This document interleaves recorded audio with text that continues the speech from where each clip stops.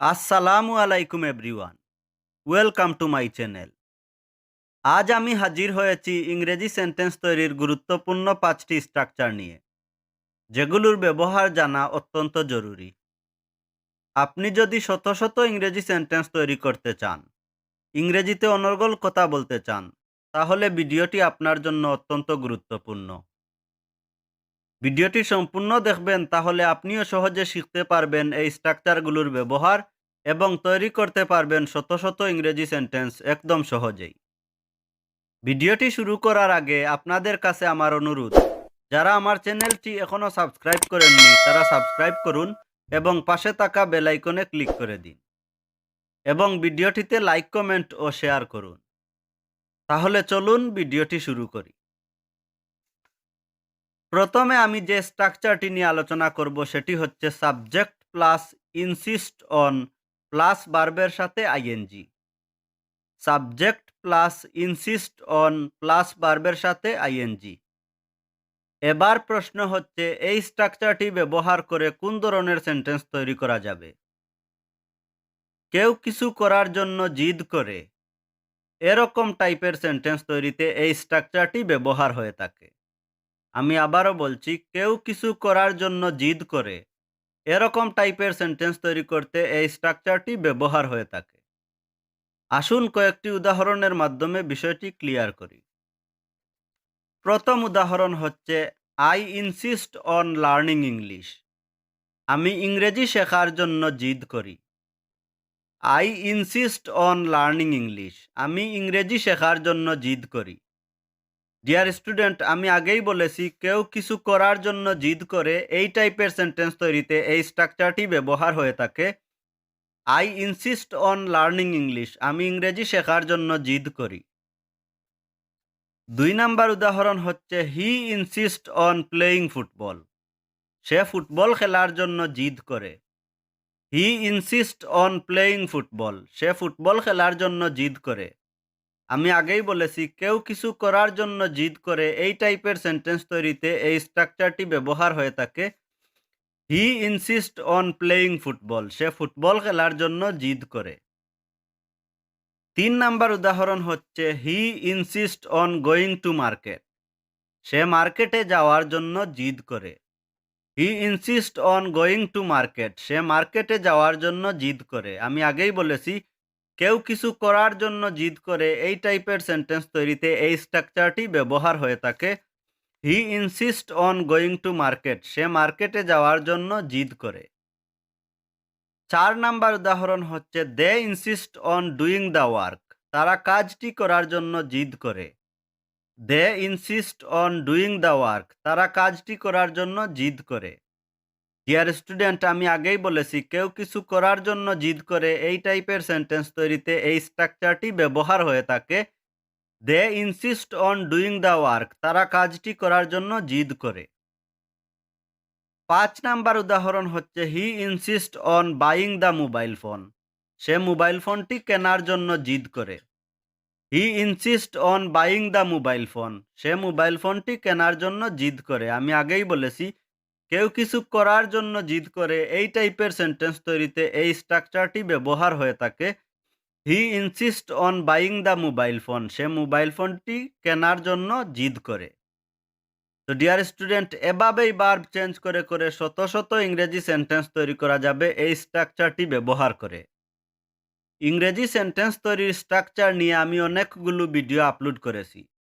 যদি ভিডিওগুলো আপনি না দেখে থাকেন, তাহলে ডেসক্রিপশন বক্সে লিংক দেয়া থাকবে, ভিডিওগুলো দেখে নিতে পারেন, অথবা উপরে আই বাটনে ক্লিক করে ভিডিওগুলো দেখে নিতে পারেন। এবার আমরা যে স্ট্রাকচারটি নিয়ে আলোচনা করব সেটি হচ্ছে, either of plus person plus can plus ভার্বের present form. Either of plus person plus can plus ভার্বের প্রেজেন্ট ফর্ম। এবার প্রশ্ন হচ্ছে, এই স্ট্রাকচারটি ব্যবহার করে আমরা কোন ধরনের সেন্টেন্স তৈরি করতে পারবো? দুজনের মধ্যে যে কেউ কিছু করতে পারবে, এ ধরনের সেন্টেন্স তৈরি করতে এই স্ট্রাকচারটি ব্যবহার হয়ে থাকে।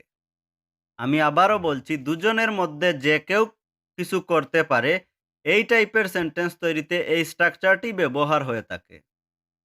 আসুন কয়েকটি উদাহরণের মাধ্যমে বিষয়টি ক্লিয়ার করি। প্রথম উদাহরণ হচ্ছে either of you can learn English. তোমাদের যে কেউ ইংরেজি শিখতে পারে। Either of you can learn English. তোমাদের যে কেউ ইংরেজি শিখতে পারে। আমি আগেই বলেছি দুজনের মধ্যে যে কেউ কিছু করতে পারে এই টাইপের সেন্টেন্স তৈরিতে এই স্ট্রাকচারটি ব্যবহার হয়ে থাকে। Either of you can learn English. তোমাদের যে কেউ ইংরেজি শিখতে পারে। 2 নাম্বার উদাহরণ হচ্ছে either of you can do the work. তোমাদের যে কেউ কাজটি করতে পারে।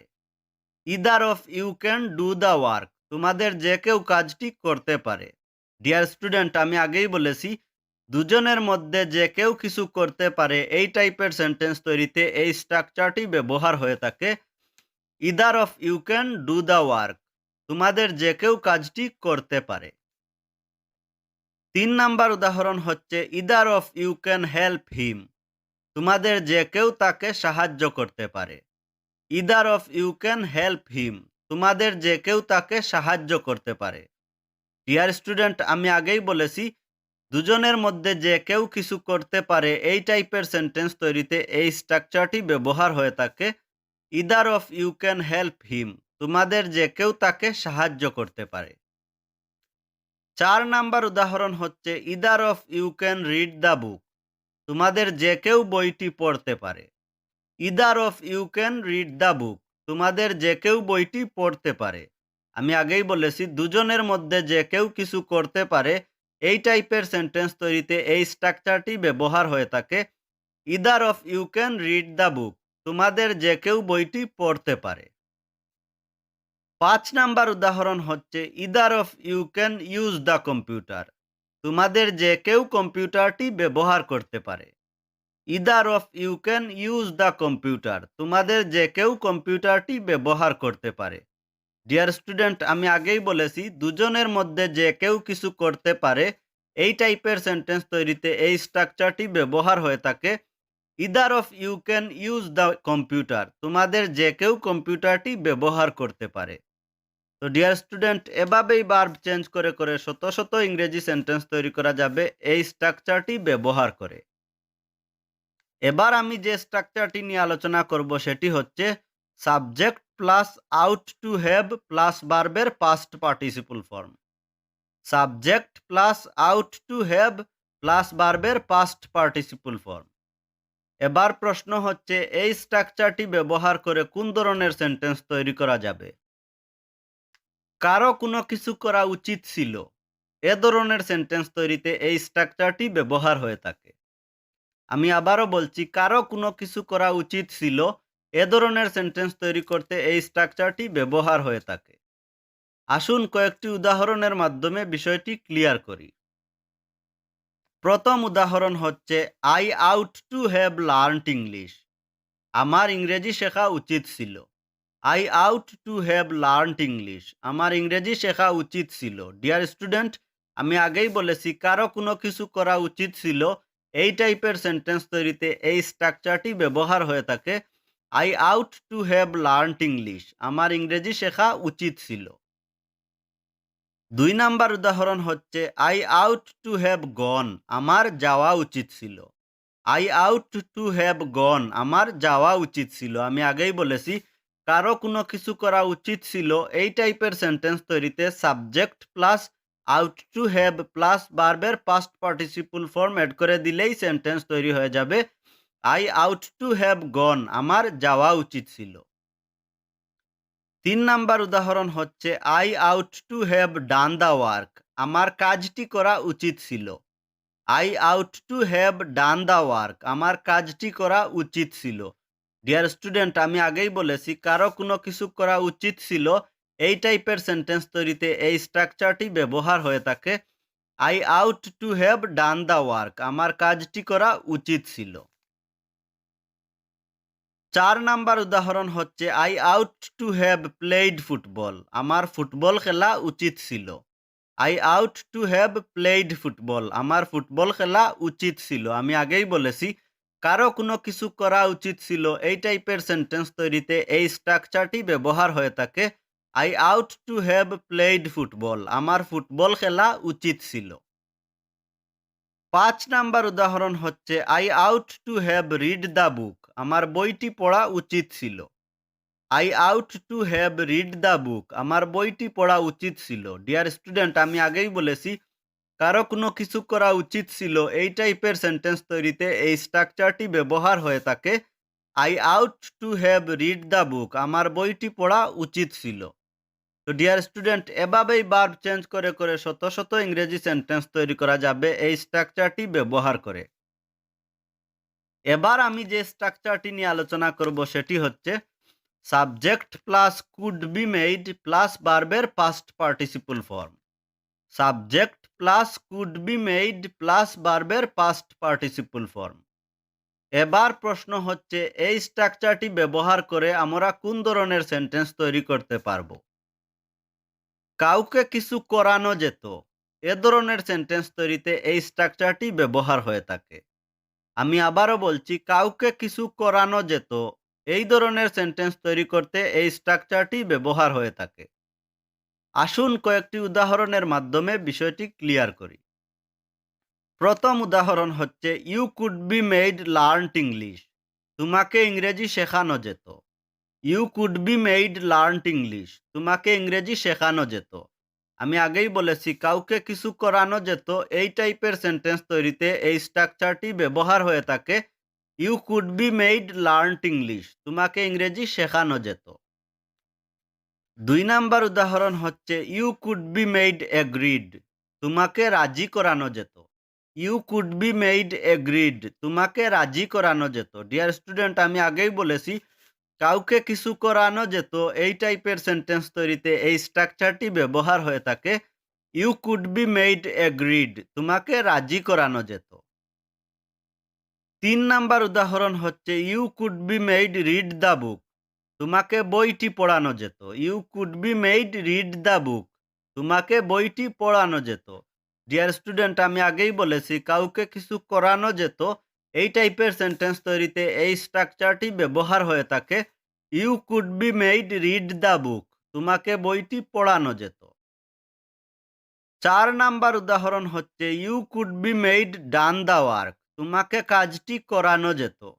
You could be made done the work, তোমাকে কাজটি করানো যেত। আমি আগেই বলেছি কাউকে কিছু করানো যেত এই টাইপের সেন্টেন্স তৈরিতে এই স্ট্রাকচারটি ব্যবহার হয়ে থাকে। You could be made done the work, তোমাকে কাজটি করানো যেত। তো ডিয়ার স্টুডেন্ট, এভাবেই ভার্ব চেঞ্জ করে করে শত শত ইংরেজি সেন্টেন্স তৈরি করা যাবে এই স্ট্রাকচারটি ব্যবহার করে। এবার আমি যে স্ট্রাকচারটি নিয়ে আলোচনা করব সেটি হচ্ছে no sooner had plus subject plus ভার্বের past form plus then plus person plus ভার্বের past participle form. No sooner had plus subject plus ভার্বের past form plus then plus person plus ভার্বের পাস্ট পার্টিসিপল ফর্ম। এবার প্রশ্ন হচ্ছে এই স্ট্রাকচারটি ব্যবহার করে কোন ধরনের সেন্টেন্স তৈরি করা যাবে। কোনো কিছু করতে না করতে, এ ধরনের সেন্টেন্স তৈরিতে এই স্ট্রাকচারটি ব্যবহার হয়ে থাকে। আমি আবারও বলছি, কোনো কিছু করতে না করতে এ ধরনের সেন্টেন্স তৈরিতে এই স্ট্রাকচারটি ব্যবহার হয়ে থাকে। আসুন কয়েকটি উদাহরণের মাধ্যমে বিষয়টি ক্লিয়ার করি।